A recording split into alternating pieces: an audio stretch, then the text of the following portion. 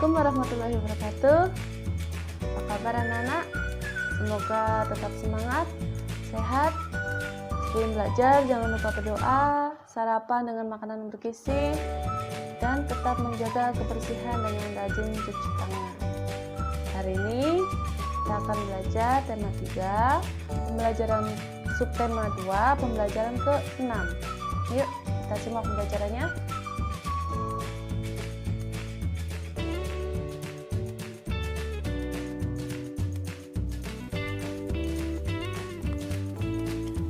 Anak-anak, pensil adalah benda yang selalu membantu kita saat belajar.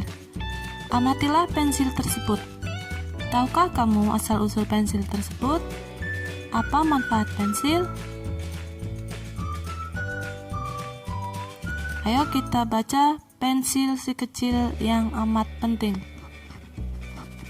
Pernahkah terbayang olehmu gimana sih manusia bikin tanda dan tulisan sebelum ditemukannya pensil? Bagaimana proses penemuan pensil hingga menjadi bentuk pensil seperti sekarang dengan proses pembuatan yang lebih modern? Zaman dulu, manusia menggambar dan menulis dengan menggoreskan ujung pisau ke batang pohon. Lalu pada masa Romawi kuno, sebilah logam tipis dipakai untuk membuat goresan pada batu dan lembar daun papirus.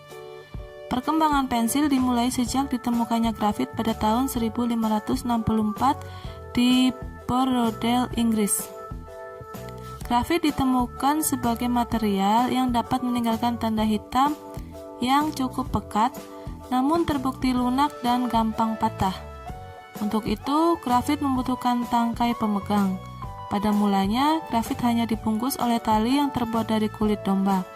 Terus, ditemukan cara untuk memasukkan grafit di antara dua bilah kayu yang dilubangi. Ketika itulah mulai dikenal alat tulis yang kini dinamakan pensil. Pensil mulai dibikin secara massal pada tahun 1662 di Nuremberg, Jerman. Selanjutnya, mulai abad 19, Faber-Castell, Lyra, Staedtler, dan perusahaan-perusahaan lain mengembangkan pensil buat alat tulis secara pesat. Pada zaman modern, pensil dibuat dengan hancurkan grafit murni sama tanah liat hingga berbentuk pupuk. Kemudian, campuran ini dicetak menjadi bentuk tipis panjang dan dilapis dengan kayu. Jadilah pensil dengan bentuk yang kita kenal saat ini. Pensil menjadi benda penting banget hingga saat ini. Kalau nggak ada pensil, kita bakal kesulitan waktu lagi belajar. Kita nggak bisa bikin karya tulis seperti cerita pendek, puisi, dan tulisan lainnya. Sekarang kita analisis teks eksplanasi tersebut. Topik masalahnya yaitu tentang proses penemuan pensil. Kemudian paragraf 2 yaitu berisi penjelasan. Zaman dahulu, manusia menggambar dan menulis dengan menggoreskan ujung pisau ke batang pohon.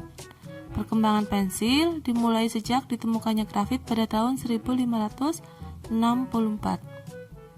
Paragraf 3, pensil mulai dibuat secara massal pada tahun 1662 di Nuremberg, Jerman.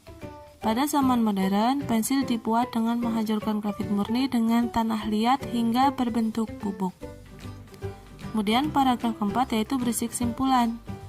Pensil merupakan benda yang penting yang digunakan sebagai alat tulis. Selanjutnya, tuliskan semua kata bercetak miring tersebut untuk pembelajaran berikutnya. Apa saja yang bercetak miring? Yaitu gimana sih, bikin, modern, zaman, dipakai, gampang, terus, dibikin, mengembangkan, hancurkan, banget, nggak ada, waktu lagi, dan nggak bisa. Ini adalah kata-kata yang kurang efektif.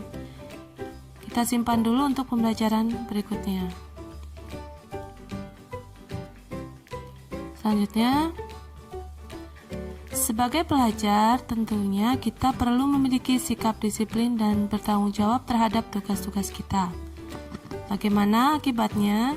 Jika kita tidak memiliki sikap tersebut,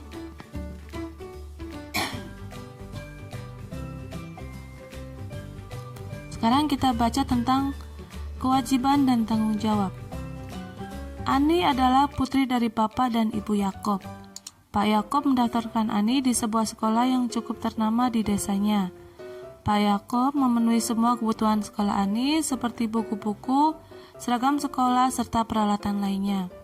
Bu Yakob juga selalu membeli makanan sehat untuk Ani di sekolah. Ani sangat bersyukur dengan perhatian ayah dan ibunya. Ia selalu mematuhi nasihat ayah dan ibunya. Ani juga rajin ke sekolah, rajin belajar, dan mengerjakan tugas sekolah tanpa perlu diingatkan. Ani kemudian selalu naik kelas dan dengan nilai yang memuaskan. Bapak dan Ibu Yakob sangat bangga dengan Ani. Sekarang, coba sebutkan hak Ani. Ya, hak Ani yaitu mendapatkan kasih sayang dari orang tua serta mendapatkan nilai yang bagus di sekolah. Apa dampak jika bertanggung jawab pada kewajiban? Yaitu hidup akan menjadi lebih disiplin, kemudian kita juga menjadi lebih dipercaya. Apa manfaat kewajiban? Tentunya kita akan mendapatkan hak serta mendapatkan perlindungan dan kasih sayang. Apa dampak jika tidak bertanggung jawab pada kewajiban? Tentunya kita menjadi tidak dipercaya,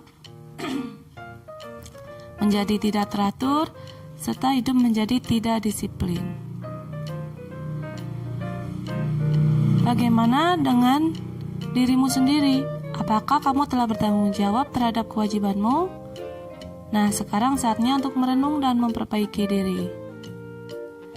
Tugas kalian, tuliskan pengalaman dirimu dalam menjalankan kewajiban, baik di rumah maupun di sekolah. Silahkan tulis dalam diagram berikut.